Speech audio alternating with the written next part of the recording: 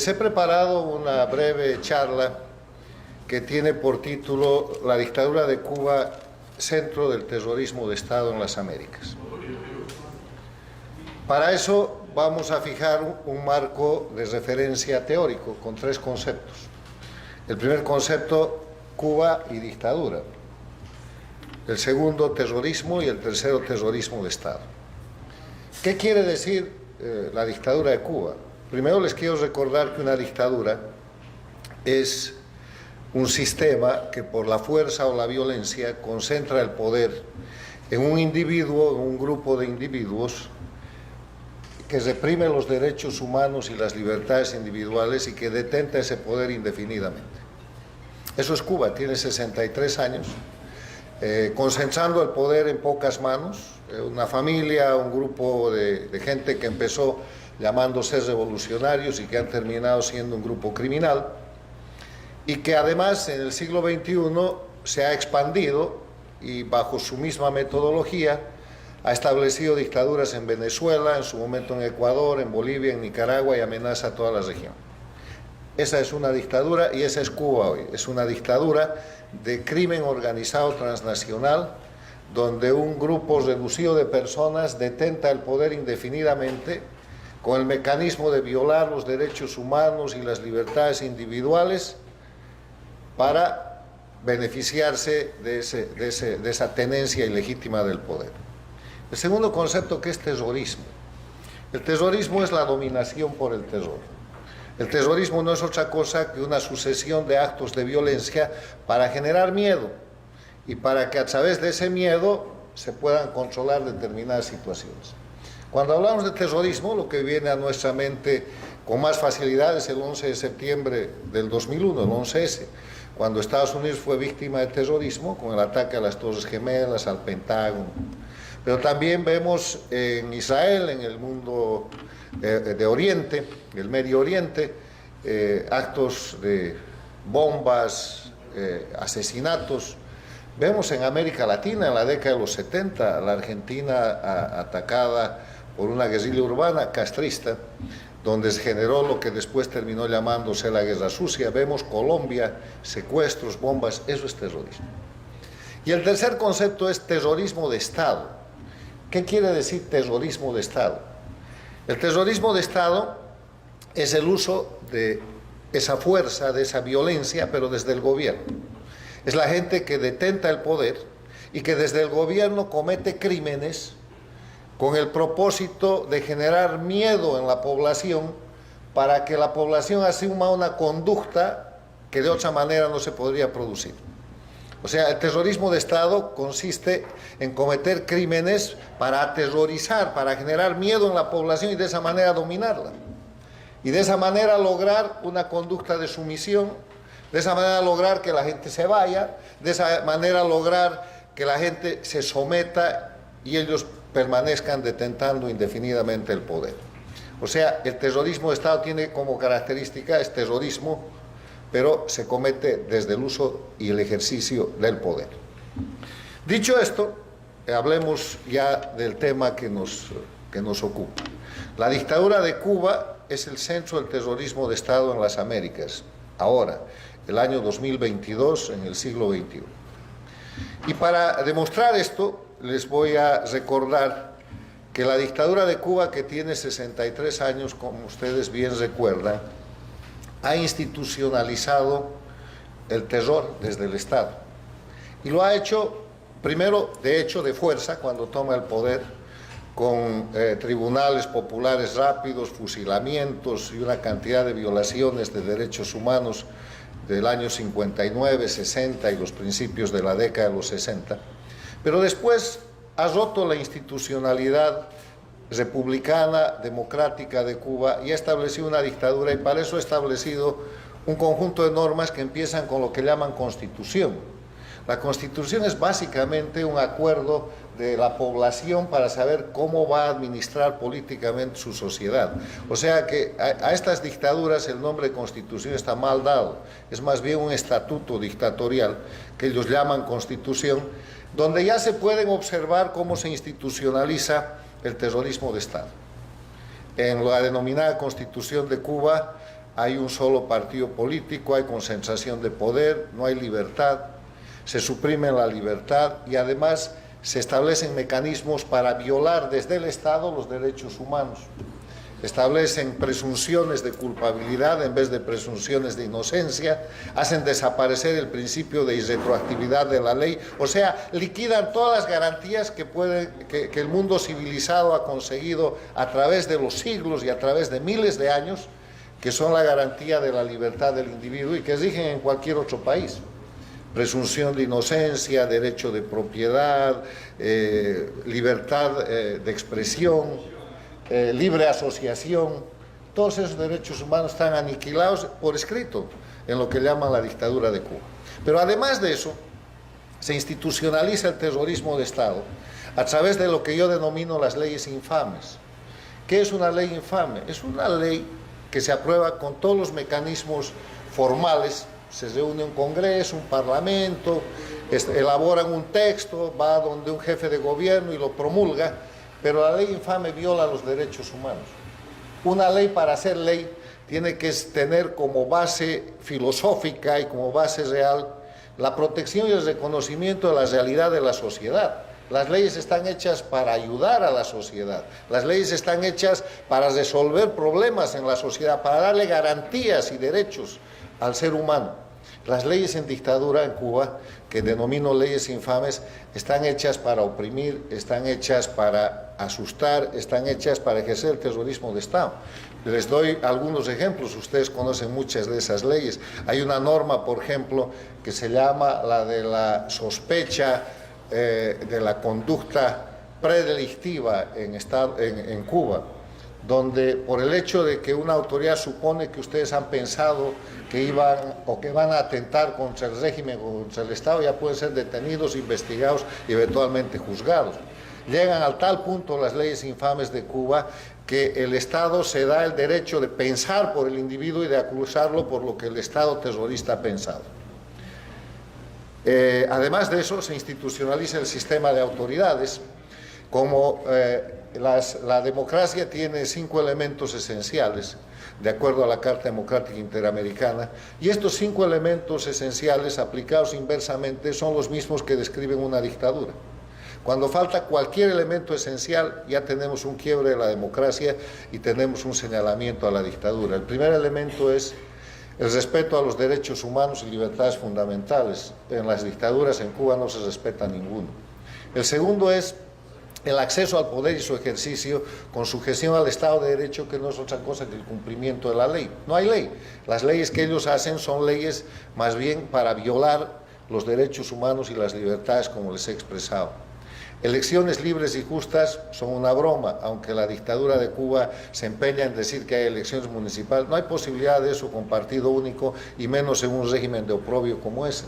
Libre asociación política y la separación e independencia de los poderes públicos, que es la más importante, porque la separación e independencia de los poderes públicos genera lo que los americanos llaman los check and balances, los frenos y contrapesos, que permiten que el poder esté fraccionado, que nadie tenga la concentración del poder y que una rama del poder controle a la otra.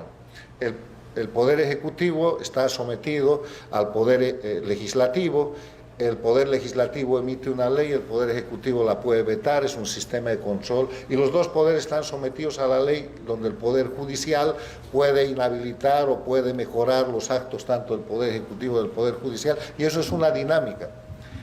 Frenos y contrapesos, eso no existe en una dictadura, y obviamente lo que hace más bien la dictadura, y Cuba es el ejemplo, es el hecho de concentrar el poder y a partir de una autoridad suprema, que fue en su momento el dictador Fidel Castro, después el grupo que controla ahora el régimen, nombran jueces, nombran administradores, nombran todo tipo de autoridades, incluidas las que manejan el alimento, las que manejan la educación, las que manejan la fuerza, las que manejan la policía, las que manejan todo, la salud, las que manejan la justicia, y esos son simplemente brazos, mecanismos de la institución dictatorial.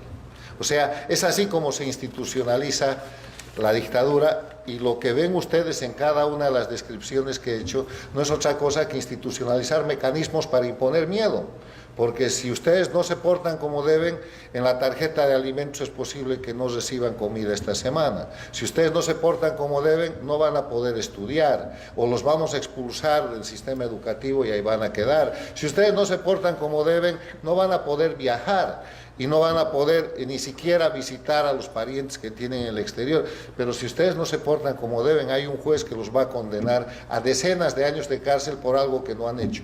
O como empezó la dictadura cubana, habían dos tipos de sentencia en la década de los 60 y ustedes lo conocen, o fusilamiento o 30 años de cárcel. Y eso está descrito en cantidad de libros. Yo he encontrado citas muy importantes en el libro Contra toda esperanza del famoso preso político cubano Armando Valladares, que después de 23 años de prisión pudo salir, y donde relata que el día que lo llevaron a juzgar, que era un juzgamiento muy rápido, cuando él volvió al presidio lo recibieron con aplausos, porque había sido condenado a 30 años en lugar de ser condenado a fusilamiento. Esa es la dictadura y esa es la institucionalización del terrorismo desde el Estado. Otro punto que hay que tocar es cómo se ejerce el terrorismo de Estado. Se ejerce a través de este sistema que les he descrito, y ustedes lo saben porque ustedes son víctimas del terrorismo de Estado. Ustedes viven en un país que no es el suyo desde hace decenas de años, porque vivir en su país no es garantía ni siquiera de que puedan sobrevivir, y menos garantía de que puedan prosperar, de que puedan vivir en libertad o de que puedan educar a sus hijos y nietos en libertad. Por eso es que, por ejemplo, el exilio más grande que se conoce en las Américas, hasta que llegaron los venezolanos, que es el exilio cubano, es un exilio exitoso. La gente que ha salido de Cuba ha tenido éxito en todo campo. Ustedes son un reflejo del éxito en el campo de la medicina. Mientras la dictadura hunde ese país a través de prácticas diarias de terrorismo. Quiero referirme en este tema del ejercicio del terrorismo de Estado a lo que está pasando actualmente con el terrorismo de Estado en Cuba. Y tiene que ver con el levantamiento popular del año pasado, del 21 de julio, estamos muy cerca de cumplir un año, falta un mes y pocos días, en que el pueblo y la juventud cubana, que había sido educada por el castrismo, adoctrinada en el castrismo, que nació en el castrismo y que tenía que ser, según el dictador Fidel Castro, la próxima etapa de la revolución, decide que la revolución no existe, que es un engaño, que están en manos de un grupo de criminales que oprime su libertad y que las cosas tienen que cambiar, y sale a la calle. Y sale a la calle a pedir libertad y a pedir alimento, a pedir comida. Después eso se resume en el concepto de patria y vida. Y lo que hace la dictadura, de la mano y de la comunicación directa del dictador en ejercicio Díaz-Canel, es convocar a las fuerzas de represión a maltratar a esta gente. Hay un muerto, hay más de 1.500 detenidos, hay cerca de 400 heridos de gravedad, y ellos controlan lo que es el 21 de julio, que no solamente se produce en La Habana, sino en toda Cuba. Y a partir de eso, esa represión ya es terrorismo de Estado, porque es una fuerza excesiva frente a gente desarmada que solamente estaba reclamando derechos, pero como en dictadura no hay derechos, se pone en marcha el mecanismo judicial del terrorismo de Estado del régimen cubano. Y eso empieza a producir primero masivas detenciones, más de 1.500 presos políticos nuevos, niños, mujeres, estudiantes. Empieza a producir juicios de la dictadura, donde no hay debido proceso legal, donde no hay presunción de inocencia, donde no hay juez imparcial, donde no hay igualdad de las partes, donde no hay ninguna garantía. O sea, no son juicios, son linchamientos. Y esos no son jueces, son verdugos del régimen, pero producen sentencias, y empiezan a producir sentencias como las que se conocían de la década de los 60, como las que relata el expreso político Armando Valladares, donde a jóvenes de 20, 21 años se los condena a 10 años de cárcel. Cuando la comunidad internacional empieza a intervenir, entonces frenan un poco y negocian, y cuando la comunidad internacional toma algún tipo de represalia contra la dictadura cubana, inmediatamente producen nuevas sentencias y los jóvenes y la sociedad cubana está siendo objeto de lo que llaman sentencias, que en verdad son resoluciones atroces de verdugos y no de jueces, que le están metiendo miedo a la población, para que la población sepa que la próxima vez que salgan a manifestar, por hambre que tengan o por libertad que quieran, van a terminar cuanto menos en un tribunal, después de estar casi un año presos, y los van a mandar 10 o 20 años al presidio. Eso es terrorismo de Estado, hoy día, en tiempo actual. Otro punto. Este terrorismo de Estado de la dictadura cubana no se ha quedado en Cuba, se ha expandido en el siglo XXI. Si ustedes recuerdan, el año 1999, el siglo pasado, termina con una sola dictadura en las Américas, la dictadura de Cuba. Y hoy día tenemos 4 dictaduras. ¿Qué ha pasado? Ha pasado que el año 99 llegó al poder en Venezuela Hugo Chávez, y que de inmediato corrió a la dictadura cubana para asistirla, que agonizaba en lo peor de su periodo especial. Un error estratégico de las democracias que se produce en la década de los 90, después de la caída del muro de Berlín y la desaparición de la Unión Soviética, es que la política exterior de Estados Unidos pensó, afirmó y apostó a que la dictadura de Cuba iba a caer sola producto de esa crisis. Pero llegó Chávez, y al llegar Chávez se produce la situación de que Cuba recibe dinero, Cuba recibe petróleo, y Cuba pone en marcha, en el inicio del siglo XXI, un proceso que se tarda en percibir, que es la expansión de la dictadura cubana, la expansión del castrismo. Se llama primero populismo bolivariano, después se llama movimiento bolivariano, movimiento ALBA, liderado por Chávez. Y después se llama socialismo del siglo XXI, y hoy día se llama castrochavismo, que eso no es otra cosa que el castrismo del siglo XX convertido en castrochavismo en el siglo XXI, porque Chávez puso el capital y los Castro pusieron todo lo demás, que es la técnica dictatorial y criminal, que se ha expandido y que hoy día controla Venezuela, Bolivia, Nicaragua, han pasado por Ecuador. Lenín Moreno ha hecho un proceso de transición y ha salvado ese país.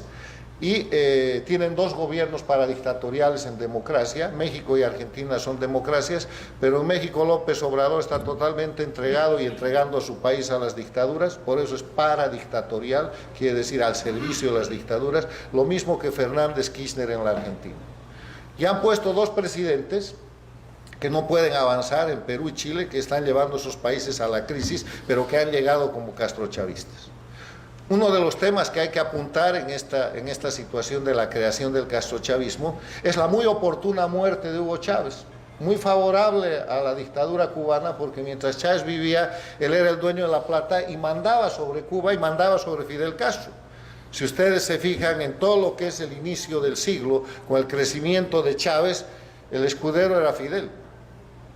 El que daba las órdenes, el que llevaba la plata y el que manejaba el proyecto era Chávez. Y lo único que tenía Fidel era una especie de sistema de visitas a La Habana, donde les rendían pleitesía, pero el jefe era Chávez. La muy oportuna muerte de Chávez le devuelve a Cuba el liderazgo que mantiene hasta hoy día como jefe de este grupo que se llama socialismo del siglo XXI o castrochavismo, y que tiene brazos operativos totalmente castristas, como el Foro de Sao Paulo, que crea Fidel Castro cuando cae el muro de Berlín y desaparece la Unión Soviética, o como las FARC, grupo guerrillero que crea el castrismo en la década de los 60, o como los ejércitos de liberación nacional en diferentes países de la región. Entonces, esta es la expansión del terrorismo de Estado. Si ustedes se fijan en los regímenes de Venezuela, de Nicaragua y de Bolivia, y revisan nomás la prensa, están haciendo exactamente lo mismo que Cuba.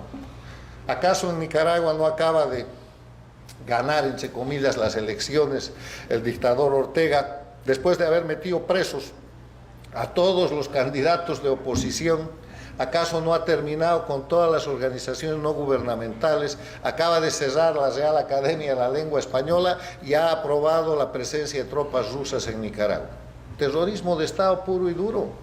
¿Acaso en Bolivia no acaban de sentenciar a 10 años de cárcel a la que fue presidenta y tenía que manejar la transición, pero no hubo transición? Le devolvió más bien el gobierno a la dictadura después de un año, la señora Yanine Áñez, y en correspondencia a tan generoso acto, la dictadura dijo que la renuncia de Evo Morales, que se había producido en octubre del 2019 por un fraude electoral que fue público, confesado y notorio, y además visto por todo el mundo, había sido golpe de Estado, y falsifican el hecho, falsifican el relato, y con sus jueces, en el mismo sistema de Cuba que he descrito, acaban de condenar a esta señora a 10 años de cárcel y la tienen amenazada con muchos juicios más, y en Bolivia hay 89 presos políticos por ese sistema. Y en Bolivia no hay sino oposición funcional, porque todos los opositores tienen 2 o 3 juicios que el gobierno, que el régimen les ha iniciado, y hay alcaldes, hay gobernadores, unos tienen los juicios iniciados y otros tienen ya sentencias ejecutoriadas, que son supuestamente de oposición, pero que el día que se portan mal la policía los recoge y se los lleva a la cárcel.